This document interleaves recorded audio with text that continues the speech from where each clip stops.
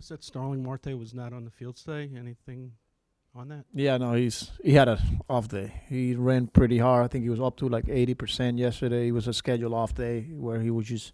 I think he did some stuff in the cages. But yeah, nothing. And secondly, I notice in every drill the energy that Anton Richardson brings. How important is he, especially in spring training, to get the basics down, but yet force that competition and work on those skills? Yeah, and that's what you're trying to do early in camp. You set the tone and talk about the importance of details and even how you're going to step on the base or how you're going to take your primary leads or secondary leads or how you're going to study a pitcher if you're a base stealer, the angles, how you're going to cut a base. So there's a lot that goes into his preparation, and he shows on the field with the work that he's doing, and just getting the buy-in from the players. I think is the most important thing, and he gets that, because he built the relationships with them, and they trust him. So yeah, it's fun to see that. When you're doing the team defense drills, how much of that is the script of what most coaches or managers would employ at any given year, and how much of that do you tweak to like what particular needs or improvements you saw this group might have needed one year to the next? Yeah, I think when it comes down to the team defenses and working on fundamentals, the way I like to do things is just the plays that happens the most in games. I feel like as the game continued to evolve, back in not too long ago, we were running 4 bunt plays, for example. Now it's like you got to get it out. How many times you put like a wheel play on? Yes, you do have it on your back pocket, but for me, I think it's just some of the things that happen more often. Where it's picking a guy up, working on rundowns, things that we saw today on the field. So, yeah, you're touching on fundamentals, but also I hate wasting people's time. So that makes sense. Is there enough time? I know spring training, there's a lot of time, but is there enough time to remind guys and work through all the situations that you might come up in a season? At the end of the day, you only get to do this a handful of days, right? Yeah, and I think when we start playing games, I think those are the best teaching moments. When situation presents itself, you address them, and then you could just the next day get the group together in a room and show them the video and talk about the play and open up the floor for the guys to provide some feedback. So I think those are as important as it is getting the reps, just those teaching moments when it happens in games. How excited are you about tomorrow just to get everybody in uniform and get out there and play a game? Yeah, I'm excited. Like I said, like I've been telling you guys, feels like we've been ready to play games a few days ago. So now that we get to see some of them in full uni and some real competition, you're facing different arms. You're not facing your own teammates, and you get to play baseball. So, yeah, I'm excited about that. And seeing Juan Soto in a game in a Mets uniform for the first time. Yeah, that's exciting. I'm pretty sure a lot of people are really looking forward to it. And not only Soto playing, I gave you guys yesterday, Lindor and P are also in the lineup. So there's a lot to like with the fact that we'll start playing games tomorrow. So I know we've kind of gone back and forth about who goes where in the lineup, but as generally, what do you kind of look for when you craft a lineup day to day? Here in spring training? Moving forward, maybe, as towards the regular season. Yeah, I mean, there's a lot that goes into it. The righty-lefty balance, not giving other teams an easy lane or easy matchup. Splits, who you're facing, the state of the bullpen, health, us not, we've been sitting here pretty much every day talking about our lineup, and very rare, I mean, to have not the same 9 guys available all the time, that doesn't happen too often, to be honest with you. So you're always, and even when they're healthy, you're trying to keep guys fresh at times and give guys days off and and play the matchup with some of them. So, yeah. Do you expect Brett Baty and Nick Madrigal both to get reps at shortstop during Grapefruit League games?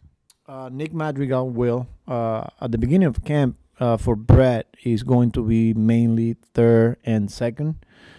2 weeks from now, 3 weeks from now, we'll see.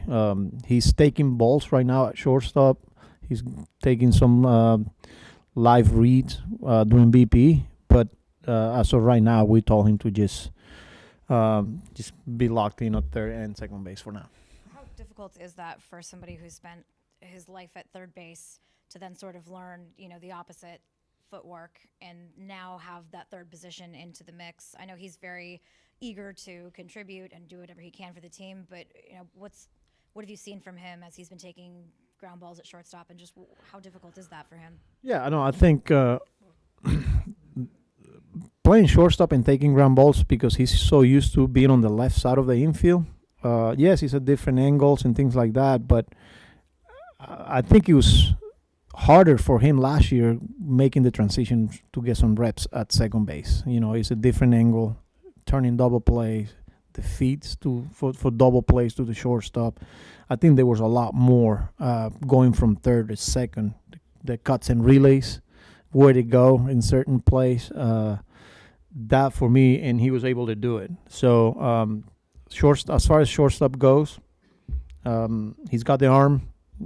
I think it comes down to, can he get to a ball, the range and all that. So, and we think he's capable of. But like I said, for now, we will see him in games at third and at second base. Carlos, along the lines of the infield, and some of which you just spoke, is there one area where you would say is of particular urgency in your mind to figure out, whether it's how the reserve infielder is going to fall into line, or center field, or the bullpen specifically, or the depth guys in the rotation? Is there one area this spring that in your mind is paramount to get figured out? Not really. We got some competition here in whether it's for the last spot as a utility, whether it's bullpen, whether it's the starting rotation. A lot of times it'll declare itself, so we just got to let it play out, let it develop. I like the players we got here in camp. I'm really looking forward for the competition. I'm really looking forward to watch these guys play the game and, staying healthy, because that's the biggest thing.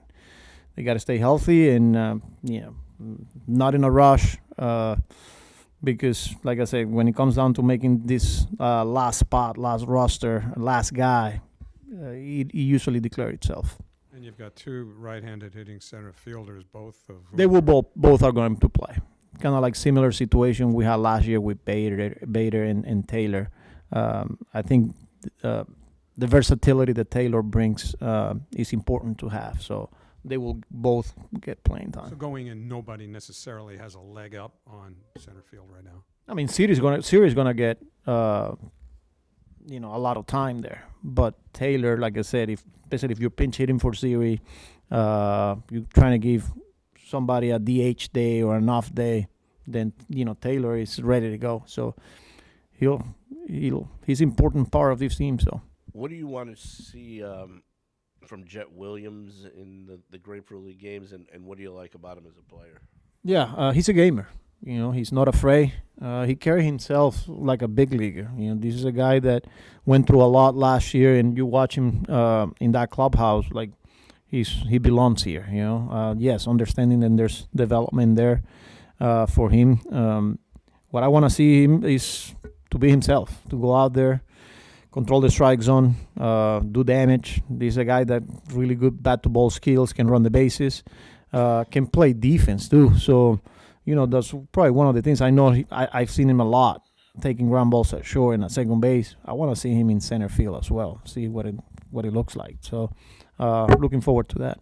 Aside from health, what are you hoping to see from Clay Holmes tomorrow?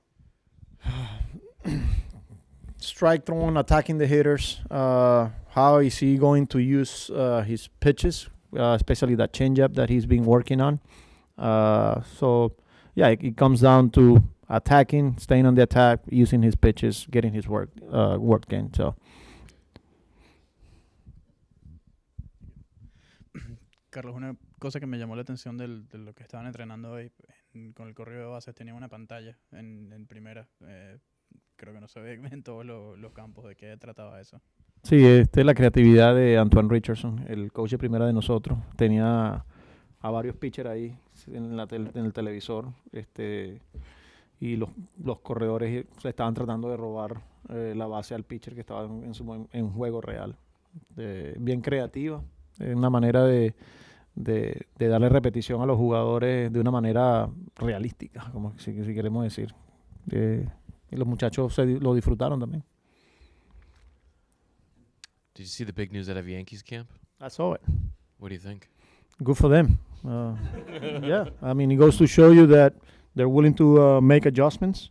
So yeah, they felt that was probably something that they needed to do, and they did it. So